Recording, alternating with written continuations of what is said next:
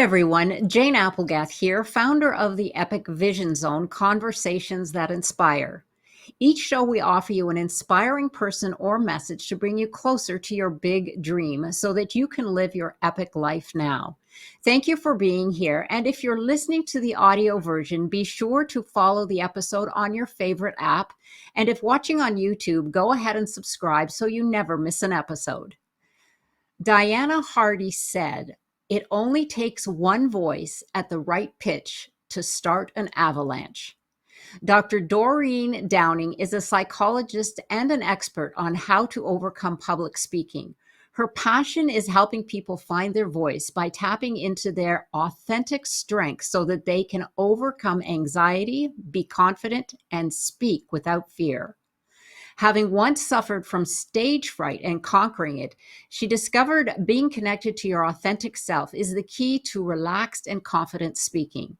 Her career journey led her to realize that at the core of social problems were communication and relationship issues. From this knowledge, she found her calling to facilitate personal and professional transformation by helping people recover their vibrant inner spirit so that they can speak with confidence. Doreen now teaches others how to dissolve stage fright forever through private coaching, speaking circles, fearless speaking workshops, and self-guided e-courses. In addition to coaching and online courses, she is also the author of The 7 Secrets to Essential Speaking: Find Your Voice, Change Your Life, a book that teaches you how to transform your anxiety with mindful presence and genuine connection. Welcome, Doreen. Thank you so much for being here today.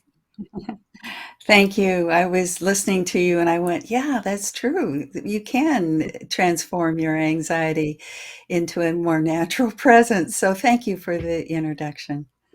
Oh, my pleasure. My pleasure. I am so excited to delve into this. Doreen and I were just talking a little bit beforehand, and it's really exceptional, the work that she does. It helps us in so many ways. So let's get started.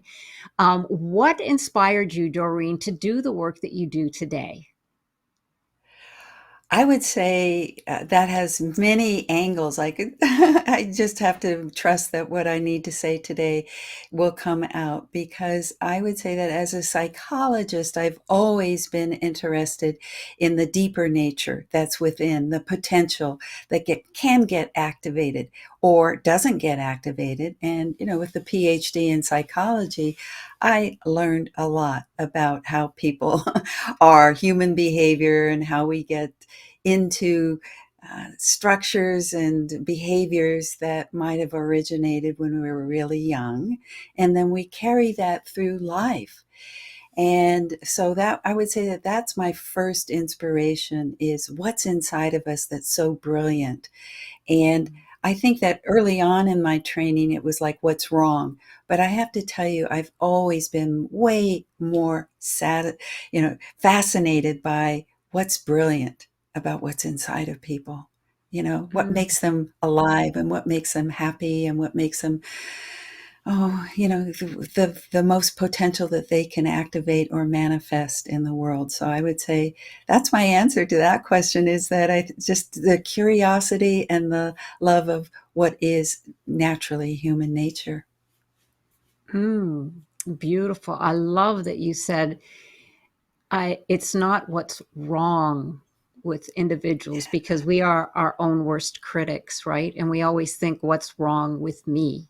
Why can't I Yes. do that when others do? But rather focus on the positive and say there's nothing wrong with you. We just need to explore and find your brilliance. So beautiful. Absolutely love that. So, public speaking anxiety, what causes this public speaking anxiety? Maybe you can delve into that a little bit for us, because I know a lot of Okay. us suffer from it. Yes, and I did too, Jane. Yeah. I did too.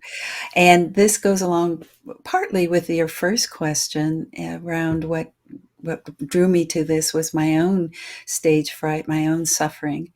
I had a PhD in psychology from the University of California, Berkeley. I mean, of all things, pretty prestigious here. And I had a successful private practice. But guess what? I hid that I was terrified of speaking up in front of not just public speaking, but what we might call small group speaking, which I think is still public, right? And so that it's a whole nother story how I woke up one day, and I'm not going to get into that, but basically it was a wake up call to say, hey girl, you're working with other people and their fears and you're hiding your own. So Mm. I don't know whether it was courage or whether it was, hey, I want to be more of who I can be, and I'm not doing that. I did all this layering of being a professional, and I think it was a quote by Michelangelo that he chiseled until he set the angel free, and he saw the angel in the marble, and that's what I felt like. I felt like PhD training, going through orals, going through dissertation, all that was the layering of marble. And my true spirit was locked inside. And that's where my voice felt like it was. The outer voice, hello, I'm Dr. Downing and I can help you. Sit down. So I think that, so in a way, then what is public speaking is a fear or anxiety is I suffered. And Mm. just going to something like Toastmasters to try and try and try and learn how to do a perfect beginning, middle, end, and how to do gestures and vocal variety was only took me so far until I realized I needed to do an inner journey. I needed to Mm. face my fear. I needed to go deep back into my own life where my mother was hospitalized for depression, in and out. We stayed with my grandmother, and she would always go, shh, be quiet, or your mom's going to get sick and go back to the hospital. Now, is that a route to the fear of speaking up and expressing yourself?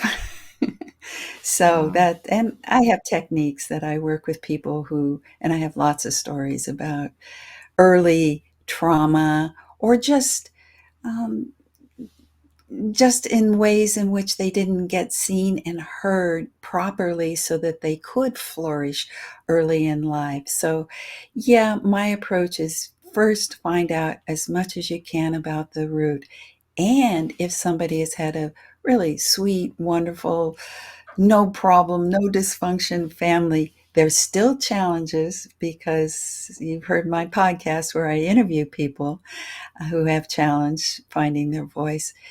It still happens. Like something will happen in college or their first job, and they're thrust into a situation where they're supposed to speak up and they freeze. So Mm. that's almost like a trauma moment. It wasn't in childhood, but so it can happen anywhere along the line.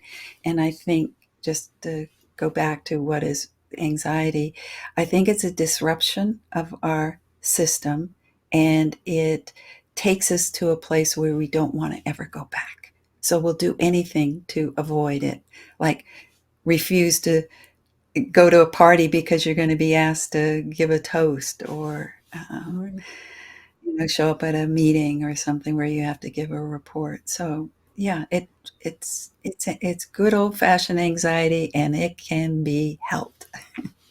Yeah. Wow. That I what I gathered from that right near the end, I felt like you said it's a disruption. It's a disruption of your core essence. So it takes it Yes. offline.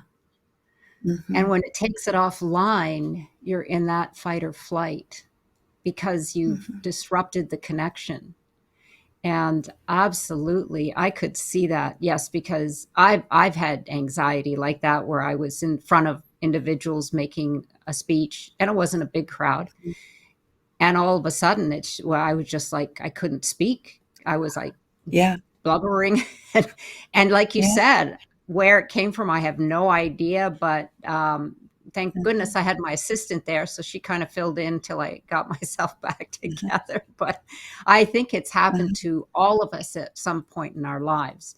And I thank you so much for opening up that door and, expressing to people that it is something that happens to the best of us. I believe even with professional speakers, I've heard Uh-huh, stories. uh-huh, So we're all very uh-huh. good at putting on the cover. And like you said, you put Yes. on the cover and you went down and said, yes, here I am, Dr. Downing. And yet Uh-huh, behind the scene, you were disconnected. So thank you for that. Well, here's a mhm, really interesting question. When it comes to promoting yourself, what we call the elevator speech, you say to trust you know who you are and what you offer and speak mm, from the heart. So tell us about that, because I feel that there is a big issue with mm, trusting ourselves and trusting that what we have to offer is not coming from just wanting that sale, but if we're true to who we are, it's really sharing our gifts to those we are here to serve. So maybe give us some insight into that, if you could, to trust our quote unquote elevator pitch. Oh, Jane, you pretty much just said it right then and there around knowing who we really are in our essence and believing in our gifts. And I think that goes back to some of my, the deep dive inquiry into childhood and how, because there are developmental phases, and one of them is, according to Erickson, trust and mistrust. And you Mm, have to, well, it's not have to, but you get to go through these developmental phases and you come out the other end with knowing a little bit about trust, how to trust yourself, how to trust the universe around you. And so if you're in an environment that's, well, my father was alcoholic. So if there's a disruptive element in your environment, you can't trust that there's going to be stability. So I'm doing a little deeper dive in that response to your explanation. But to come back to what you pointed to was the essence. mm, How do we take that journey to the essence of who we are? How do we, and there's some really wonderful techniques, like the going through a park and you meet the little girl, or you go further and you meet the critical one standing up against a tree, and then you go deeper and deeper and deeper until you meet, you would say, the essence or the spiritual mm, self or the soul, and she or he has a message for you. What is that? And so that processes like that help you learn to identify when you are in that centered place and be able to open up. And I'll just say one more word that's really important to what you just said is listening. Who is mm. listening? If the critic in Right. you is listening, or is the one who's curious? Are you the critic or are you the curious one? So, Oh, I love that. That is so vital. You're absolutely mm, right. Because, yes, depending on who is listening, it's going to affect the outcome. But that awareness is key to understanding. Once you're aware of that, which now I am, thank you very much. You could say, now wait a second, that's my critic that's listening. I'm going to change the channel. But mhm. until you understand that it is either the one that's curious or the critic, your critic will just have a loud voice and speak to you and say, okay, I hear you, but I'm not going to do anything about it. Well, thank you so much Yeah. for that. Yeah, really, really powerful. So And this one that goes. happens a lot. I Go was just ahead. going to say, the way you described it, the critic sounds like when I hear people talk about their childhoods and they've been bullied, and then they Mm, grow up being really hard on themselves. They bully themselves. So that was a thought I just heard from what you said. The critic who's really yes. harsh. Mm, Absolutely. Self-bullying. yeah, Oh my gosh, had never thought of that. Well, we've got yeah, so much we could unpack just from that. Thank you. yeah, Wow, this is so yeah. rich. Well, introverts and public speaking. Now, can introverts be good at public speaking? I'm an introvert. Oh, really? And I'm a keynote speaker. Are you an introvert or you see yourself as an extrovert? No, I see myself as an extrovert. I Really? get I feel like you are more introverted because of your depth and your awareness of that internal uh, sense of ourselves. But anyway, I so could be back both. to the question. Yeah, I am both actually. Yeah, I am Yeah. both. Well, yeah, no, for sure. I have to tell you that the people who are extroverted have a style, and unfortunately, we use them as the prime models of how we want to be. So the rest of us who have struggled, like me going to Toastmasters, to try and be one of those kind of speakers that gets out and I can get on a stage and prance around and stomp my hand and ooh, that isn't true to my nature. My nature is much quieter. I'm calmer. I want to radiate from my essence. I don't want Mm, to be a dynamic speaker. I want to be what I call a magnetic speaker, that I draw people to me magnetically. Already I see you and I are connected, and you and I are, we're drawn to each other in such a way that, that the listening that you give is a beautiful listening. So it helps bring out more of the truth of what I'm saying. And it goes along with, Jane, I think you make the world a safer place for people. I feel it as I'm mm, expressing myself spontaneously with you today. I mean, these weren't prepared questions. I looked at them, but I trusted that I would be responding to you, not just the question, but the you. So mm, that's, I think introverts have actually, I might say, I prefer them because they're more compelling and they're magnetic, and they feel like they resonate more.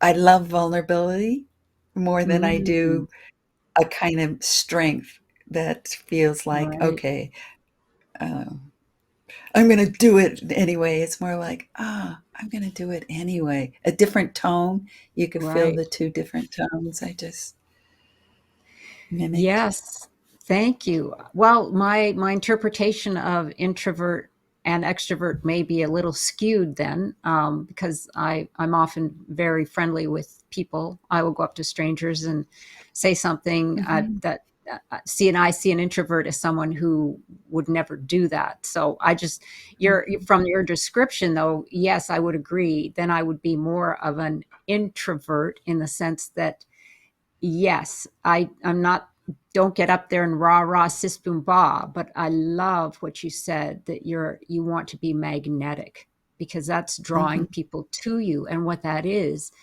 that the energy within you is connecting with the energy from those around you. And Yes. that is so much more Yeah. powerful than speaking loudly at them, right? Mhm. And you Yes. mentioned With. vulnerability. Yes, exactly, with them. Because Yeah. vulnerability is really all about the trust. Trusting Uh-huh. yourself and trusting that the Oh, audience is feeling you. And yes. that's being vulnerable. Yeah. Yeah. Yeah. Well, thank you so much. And It's thank you for your compliments. You gave me chills. I mean, I was just, thank you so much. So, moving on for this one, it is about what can people do then if they are hijacked by their nerves?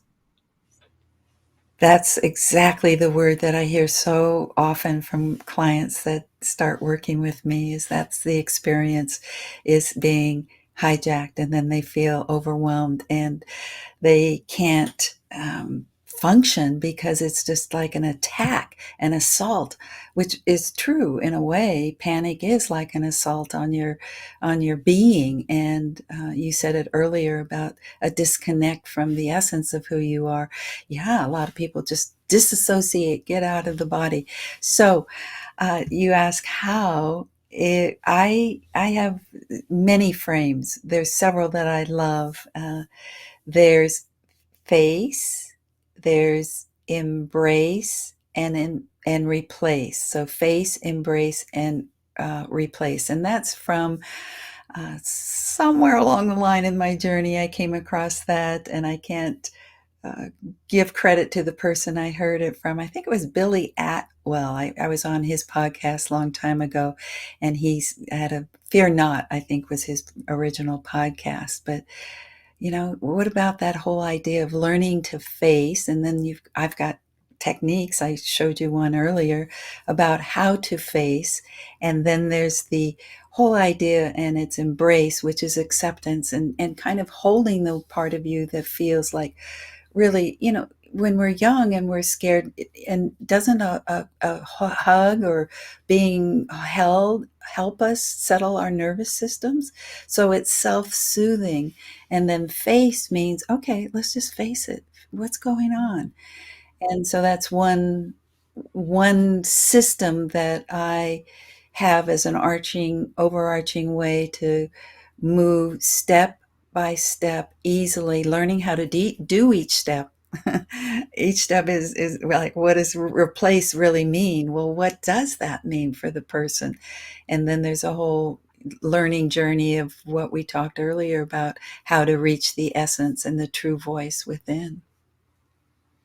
Right. Well, thank you for those tools, because I know that when you do get hijacked, it's a very disrupting sensation, Hmm.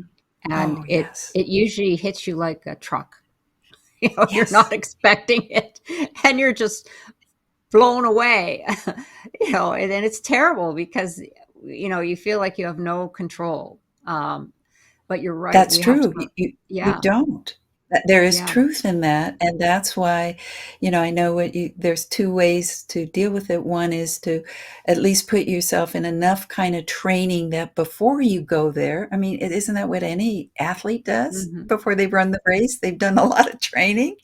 And so, like, training your body to get calm instantly, I would say, is part of the training. We can talk about my first step, which is stillness, learning to still yourself and go into it just like that with a snap of a finger, be able to recognize, catch that anxiety as it's building, and then do the whatever technique you've learned to change the state from anxiety to calm. Wow, Mm. isn't that? I mean, if we if we had teachers, well, we do have teachers teaching that now, mindfulness teachers in our schools, don't we? Early on in Yep. early education and meditation, there are teachers who are teaching that nowadays. Even just stress reduction exercises. Oh boy, do we all need that today. It's it's Yeah. it's it's the world of unpredictability. And of Yes. course, our reptilian brain wants to have predictability, because otherwise Mhm. it's the unknown. And the unknown, the brain says, is unsafe. So you're absolutely right. We need to understand that we can create a calm within, even though if without Uh, is is chaotic, right? Because it all yes. comes from within. Yeah, Yes. absolutely. Yeah. Oh, wonderful. Now, I have a question here. You've got, what's the difference between eye contact and eye presence? I'm really curious. Okay. This is one of my favorites of my seven secrets is this way of making your eyes softly. In fact, anybody who's listening right now, I'm not going to do a hypnosis type thing, but just relax the sockets around your eyes. Take a breath, and you'll notice that all of a sudden your vision changed. There's probably more that you got to see all of a sudden in your field of vision. There's could be some way in which you feel like the back of your neck and your shoulders might have dropped. Your forehead feels more relaxed because this the eyes are so close to all that brain stuff, right? So if Mhm. you can learn to be fully here, more present is what I call it, is because actually the eye presence follows my second secret, which is presence. But being present right here in the now, softly opening your eyes, gently gazing at people, as opposed to that eye contact, which to me Mm. has, I mean, you heard me, I'm just so soft. So the hard edges of eye contact have never really worked for me. Or even like look at somebody 3 seconds, another person 3 seconds, another person 3 seconds. It's more like softening your eyes, have a welcoming gaze, look gently at the people who are looking at you, and actually, the eyes are the windows of what they say is the soul. So wow, I get to look at those jewels, as opposed to, Yeah. ooh, they don't like me. Oh, focusing on the negative thoughts that may or may not be there. I'm not saying they aren't there, or, you may be projecting, but this technique of being able to look at somebody's eyes and be able to see them as little sparkling jewels is, I think, something that can be real transform. It has been real transformative for a lot of people. Mm. Eye presence. Perspective. Yeah. Everything is perspective. I mean, when you say that, it not only creates a different sensation, but it also enhances that magnetism. Yes, Because good when point. people are looking from one to another, those sitting in the audience feel that they're not really being spoken to, but spoken at, right? Yeah, Because they're again, just jumping around. withness. Right, Yes. exactly. Yes. Oh my gosh. Thank you. That is so insightful. I had never heard of that before. So Oh, relation yeah. no, I never had. And I do understand that the visual cortex is, I believe, the most powerful sense that we have in the brain, because it does create Yeah. all of those images for us. It has a whole story and history Yeah. behind it, which I find Yes. fascinating. So absolutely. Yes. What is the relationship between rational presence and how to apply it speaking in public? Okay. What the word is, and I think Oh, it's relation. relational but I was Yes. just going to go rational presence. Ooh, I could talk about that too, although that's not the brand. Yeah. Because uh, oh, actually, I'm just going to, for 1 second, kind of go there spontaneously. Is that rational sometimes is just like, for those who aren't watching, my hand is at my neck. And so rational means like everything above the neck, and presence is everything below. What about if we integrate them? That would be rational Mm, presence, right? You know? yes. Okay, so anyway, I went there, but the what I talk about is relational presence, and that's the whole idea of learning how to be fully in this now moment, not carrying the past, whether it's the deep trauma stuff that I talked about earlier, or whether it's just um, an event that's happened to you last week and you fell apart in a meeting and you feel like you're going to get panicked again. That's in the past. And that's affecting your ability to be totally Mm, present in the here and now. And you project into the future, those who can't sleep for days or weeks before they know they're going to do a presentation. That's projecting into the future.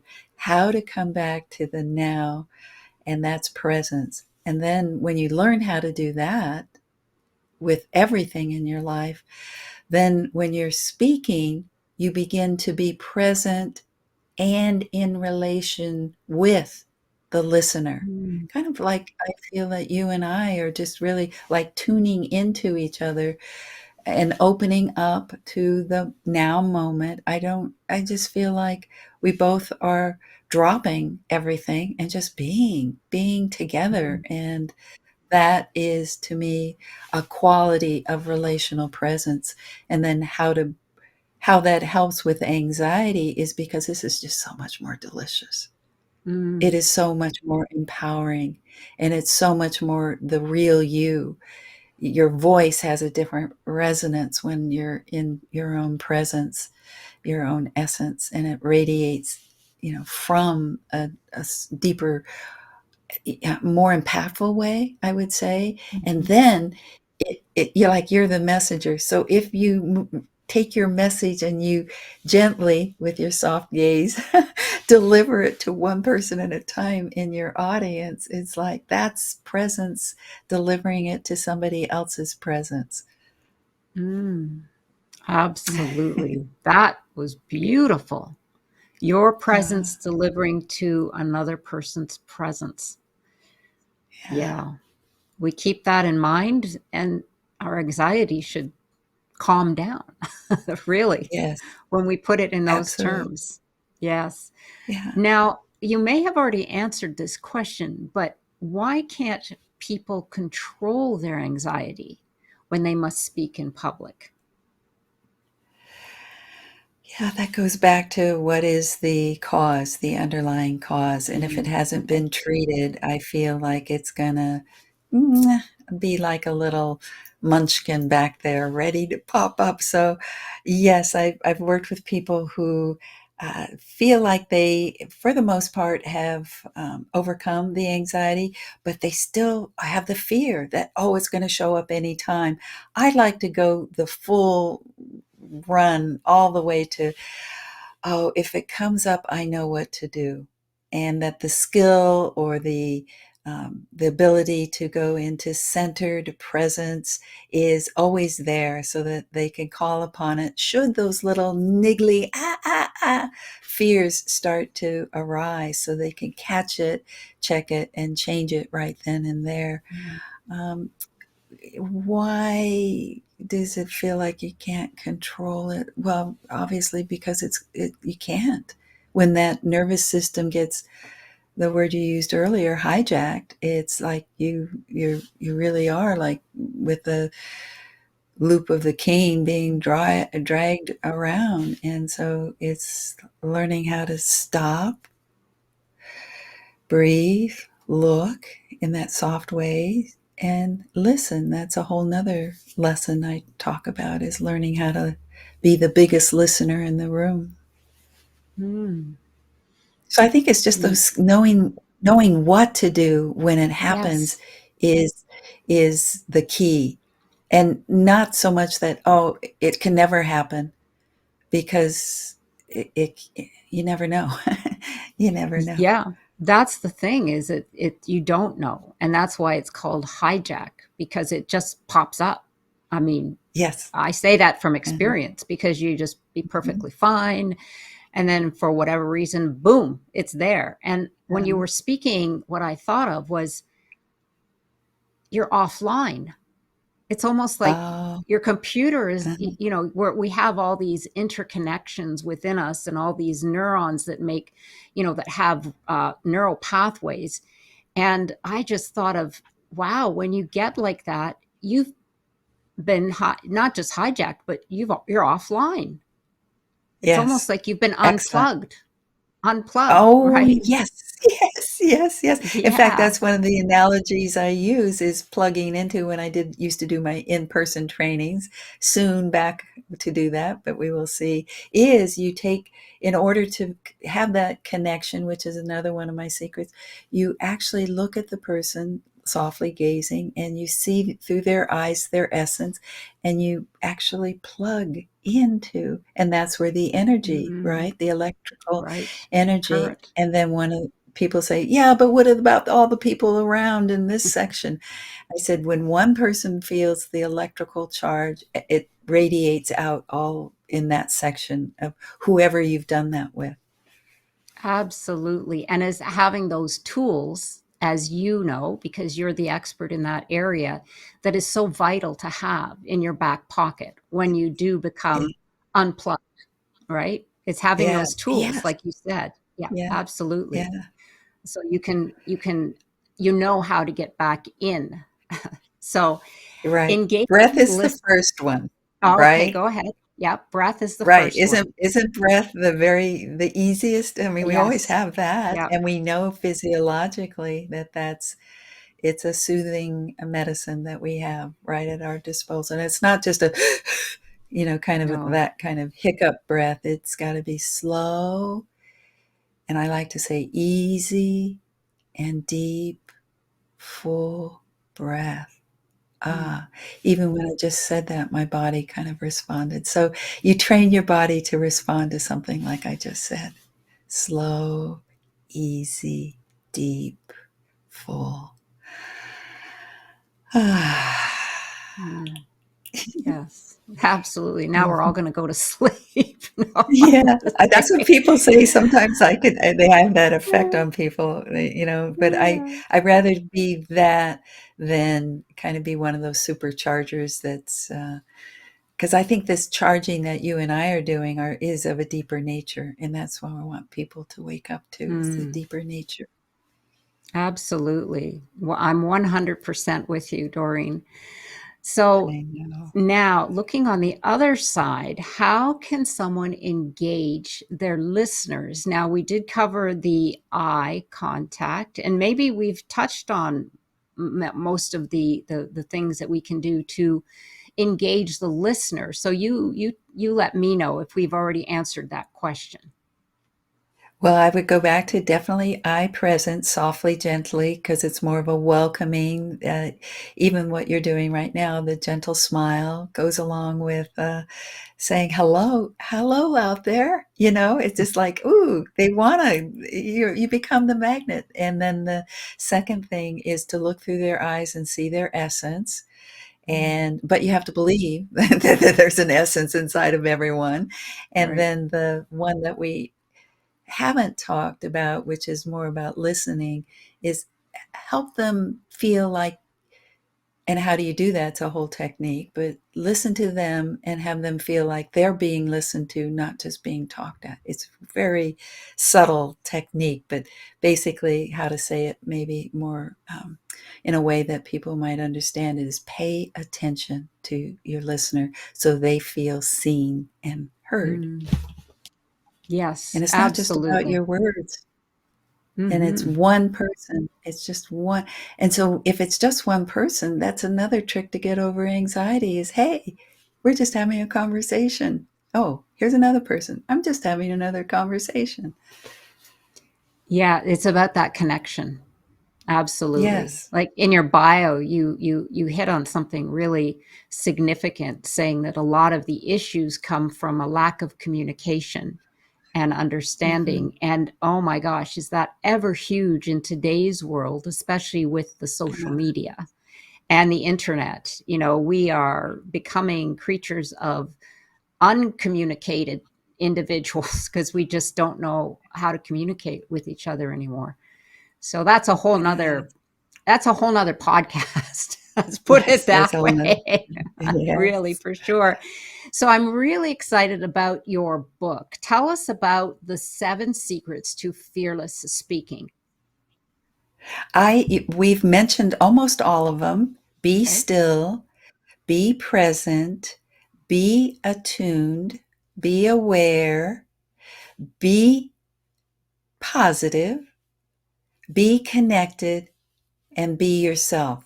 Those are the 7 secrets that I talk about in my book, and I call it essential speaking because it's speaking from the essence of who you are. And the cover that's being shown right now on the screen, you can see the inner diamond that's within. So think of yourself as having a jewel within you, that's where your essence is. And this whole idea about it being secrets is because, hey, nobody's talking about it being an inside job. They want to give you more performance techniques. And that's fine for sure. There are plenty of people that need to get out and have those performance techniques, and it's important for media for sure. But I work with the population who aren't really comfortable even expressing themselves, let's say at a dinner table. So it's Mm, life is your stage, I think, is what I'd like to say, is why I do the work that I do, is so that people can assert themselves in any situation. They have a voice. Find your voice, change your life. yes, absolutely. Beautiful. Yes, that was Shakespeare who said all the world's a stage. And boy, Yes. did he know, did he was so tuned in, way ahead of Yeah. his day. But now, with science especially, now we understand so much more about the human mind and the brain and how we function as humans. Yes. And we make it way too complicating. We Uh-huh. do it to ourselves, and that's something that's Uh-huh. very hard for many of us to accept. No, it's not my fault. That was just the way I Uh-huh. was brought up. That was another situation. It's like, yes, but it's how you frame things that are happening, like you said. So absolutely. Well, Doreen, if there was one critical message that you could share with the world, what would it be? Mm. I guess that's why I had my tagline, find your voice, change your Mm, life. And that, what does that actually mean? You were on my podcast, Find Your Voice, Change Your Life podcasts, and there are over 125 episodes people could listen to and understand and what that means actually. What does it mean to find your voice? Because your voice, it's different at different stages in your life. Or is it like you never felt like you had a voice? And so there's lots of ways in which you can, what that means to you, find your voice. And then obviously, if it's even like returning a item at a store, which I used to be really afraid to do, you have a voice to do that. mm, right. Small steps. Absolutely. Well, tell our audience about your coaching program, where they can get your book. And I know that you do have a 30-minute chat that's available on your website. And of course, you have a podcast. So just briefly tell our Yes. audience where they can get all of that. And this will also be available on the Epic Vision Zone bio pages. So go ahead. I think the most central place is my website, Doreen Downing, and that's Doreen, DoreenDowning.com. And there are access to, I have a free video series that goes through each one of the steps as we talked about today. That's on there. And I have a quiz, a Find Your Voice Mm. quiz that I've just designed. So I'd be excited if any of the listeners wanted to sign up and take that quiz and see what we've got. And then, of course, on the website, they could get connected to the free chat, the free 30-minute chat. Wonderful. All those tools and wonderful gifts. Take advantage of them, because this is something we can all learn from. It's not just those who already have a voice, because there's so much insight and power to what Doreen is saying. And I do believe it can change. It does change your life. And it's the tools that we Mm-hmm. can have for the rest of our life. So, one Mm-hmm. last question I have for you, Doreen, because we are here on the Epic Vision Zone. If your life were an Uh-huh. epic story, what would the title be? And you can't use that subtitle, Find Your Voice, Change Your Life. Let's come up with Uh, something else. So, what would it be? um, well, Jane, I'm 75 years old, and I think that I am I am living my epic vision. You said something in my podcast last week about the importance of having a vision because that draws you forth, draws you forward. And this whole idea of moving without even knowing you're creating your epic vision because it's part of what you see in front of you always. And so um, I guess I start with I don't want to say it's never too late. That isn't really the title of it, but uh, I guess I love this idea about epic vision, living your vision now. That would be it. Living your vision now. Hmm, that's perfect. I love it. Living your vision now. Absolutely. What are we waiting for? And by the way, you look fabulous for your age. Not that that makes a difference, but you could Uh, tell you're in your essence, because I do believe too that uh, makes a big difference on the way people appear. Because when right. you struggle a Yeah. lot internally, you do have those kind of it affects your physical body as well. But yes, living your vision now, absolutely perfect. Okay, now you have to write the book. Okay. So thank you again, Doreen, for joining us here today. And for information, once again, to connect with Doreen, go to the Epic Vision Zone pages, where you will find her social media and direct contact information. And be sure to follow me on Instagram at Jane Applegath. And don't forget to connect with me at janeapplegath.com, where you can get access to your free download, The Keys to Your Dreams. Sending you much love and success. This is the Epic Vision Zone, transforming your dreams into epic success.